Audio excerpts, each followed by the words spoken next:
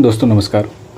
आज हम बात कर रहे हैं एक बहुत ज़्यादा इम्पोर्टेंट टॉपिक की, और ये है कि JSSC CGL का जो एग्ज़ाम है, जिसका अभी जो डेट है वो 14 और 15 अक्टूबर बताया जा रहा है। तो क्या इस डेट में ये एग्ज़ाम होगा या फिर डिले होगा, तो इस टॉपिक को हम लोग यहाँ पर डिस्कस करेंगे।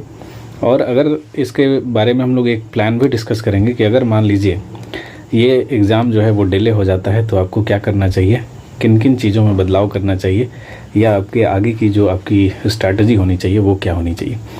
क्योंकि आप ऐसा तो कर नहीं सकते कि जब एग्ज़ाम का डेट बढ़ेगा मान लीजिए तब आप कुछ प्लान बनाएंगे और आगे का काम करेंगे, या आगे जो भी आप प्लान के अकॉर्डिंग काम करेंगे तब तक लेट हो जाएगा। तो आपको एक प्री प्लान लेकर चलना पड़ेगा कि जैसे ही एग्ज़ाम मान लीजिए आगे बढ़ता है डेट, तो हमको क्या करना चाहिए। तो इससे पहले एक पॉइंट ये है कि कितना % संभावना है कि एग्ज़ाम का डेट आगे बढ़ सकता है। तो जिस प्रकार से देखिए अभी नोटिस आया है, नोटिस से लग रहा है कि अभी 60-40 का रेशियो है, ठीक है।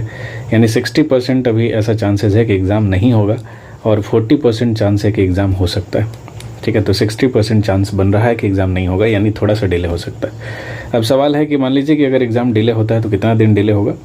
तो मेरा जो अंदाज़ा है मेरे हिसाब से कि 20 से 25 दिन या 1 महीना के आसपास ही डिले होगा, इससे ज़्यादा डिले नहीं होगा, ठीक है। इससे ज़्यादा डिले झारखंड गवर्नमेंट या JSSC मेरे हिसाब से नहीं करेगा। 20 से 25 मैक्सिमम हो सकता है, या 1 महीना आप मैक्सिमम मान के चल सकते हैं। ये मेरा अनुमान है, अंदाज़ा है। ऐसा नहीं है कि मैं किसी सोर्स से बात कर रहा हूँ, मेरा बस अंदाज़ा है। क्योंकि JSSC जिस हिसाब से अभी कुछ चेंजेस करने का प्रयास कर रही है, और जो नोटिफिकेशंस निकाली है जिसमें बहुत लोगों का जो लैंग्वेज वाला पेपर है उसका इनपुट सही से नहीं हो पाया था, तो उसको चेंजेस को लेकर जो नोटिस निकला है उसके आधार पर ये बात हो रहा है।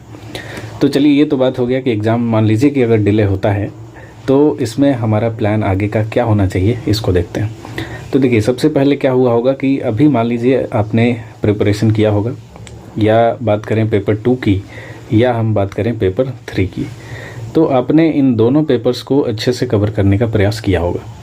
लेकिन आप जानते हैं कि एग्ज़ाम का प्रेशर है, फिर भी क्या हुआ होगा कि इन दोनों पेपर्स में से कुछ ऐसे टॉपिक्स रह गए होंगे जो आपके अच्छे से तैयार नहीं होंगे, या जो आपको अच्छे से याद नहीं हो पाए होंगे, जो क्लियर नहीं होंगे, जिनमें डाउट अभी भी आपको हो, या फिर जब आप टेस्ट सीरीज़ वगैरह देते हो तो वहाँ पे आपको परेशानी उन टॉपिक्स को लेकर हो रही हो। तो आपको क्या करना है कि अगर एग्ज़ाम डेट बढ़ता है तो इन टॉपिक्स को ज़्यादा फोकस करना है। ये कौन से टॉपिक हैं, तो इनको आप मान के चलिए कन्फ्यूजिंग टॉपिक्स, कन्फ्यूजिंग, या आप अपने हिसाब से टफ़ भी कह सकते हैं कि मान लीजिए आपको टफ़ लग रहा है तो वो टफ़ टॉपिक हो जाता है। तो जो इस टाइप के टॉपिक है ना, इनको आपको इस जो आपका टाइम बचता है उसमें रिमेनिंग टाइम में आपको देखना है, ठीक है। और इन टॉपिक्स पे ज़्यादा टाइम नहीं देना है आपको। मैक्सिमम मान लीजिए कि 1 महीना का अगर डेट बढ़ता है तो 10 दिन आपके जो होने चाहिए वो इन टॉपिक्स को कवर करने में आप लगा सकते हैं, ठीक है। तो ध्यान रखिएगा कि जो आपके टफ़ टॉपिक्स हैं उनको आप 10 दिन में कवर कर लेंगे अगर एग्ज़ाम डेट बढ़ता है तो। उसके बाद क्या करेंगे कि जो रिमेनिंग आपका 20 दिन बचता है मान के चलिए, तो इस 20 दिन में आप क्या करेंगे कि इस 20 दिन में सिर्फ़ और सिर्फ एक ही काम करेंगे, और उस काम का नाम है रिवीजन, ठीक है। क्योंकि एग्ज़ाम में, और इसके साथ साथ आप एक काम और कर सकते हैं, अगर आपके पास सुविधाएं हैं तो आप प्रैक्टिस भी कर सकते हैं, ठीक है। अब सवाल देखिए, प्रैक्टिस की जब बात आती है ना तो बहुत लोगों को डाउट होता है कि क्या प्रैक्टिस करें, कहाँ से प्रैक्टिस करें। तो प्रैक्टिस आप कोई भी आपके पास जो भी सोर्स है वहाँ से कर सकते हैं, या आप रिवीजन अगर कर रहे हैं तो वो भी एक तरह का प्रैक्टिस है। आप चाहें जो चीज़ें आपको याद नहीं हो रही हैं उसको आप लिख कर याद कर सकते हैं। जो आपको टफ़ लग रहा है उसको कहीं पर लिख लीजिए, लिख कर याद कर लीजिए, कहीं रफ़ में ही। जिस तरह से आप मैथ को रफ़ करते हैं बिल्कुल वैसे ही कुछ टॉपिक्स को रफ़ में करके याद कर सकते हैं। तो पेपर 2 में आपको वही करना है, कन्फ्यूजिंग और टफ़ टॉपिक्स को लेकर आगे बढ़ना है। उसी तरह से पेपर 3 में जब आप जाएंगे तो यहाँ आपके बहुत सारा, मतलब पेपर 3 का दायरा जो है आप देखेंगे तो पेपर 2 से तो बहुत ज़्यादा बड़ा है, ठीक है। दायरा इसका सबसे बड़ा है।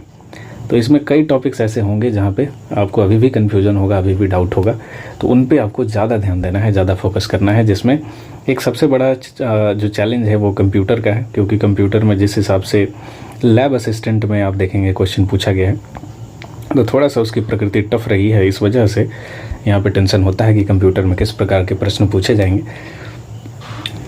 लेकिन वही बात है कि क्वेश्चन अब किस तरह से पूछे जाएंगे वो आपके हाथ में नहीं है, या उसकी जानकारी आप नहीं लगा सकते। लेकिन आपकी जो तैयारी है वो थोड़ा सा अपर लेवल की अगर हो तो ज़्यादा बेहतर है। तो कंप्यूटर में आपको इसी तरह से काम करने हैं, यानी जिन जिन टॉपिक्स पे आपने काम नहीं किया है उसको आपको करना है।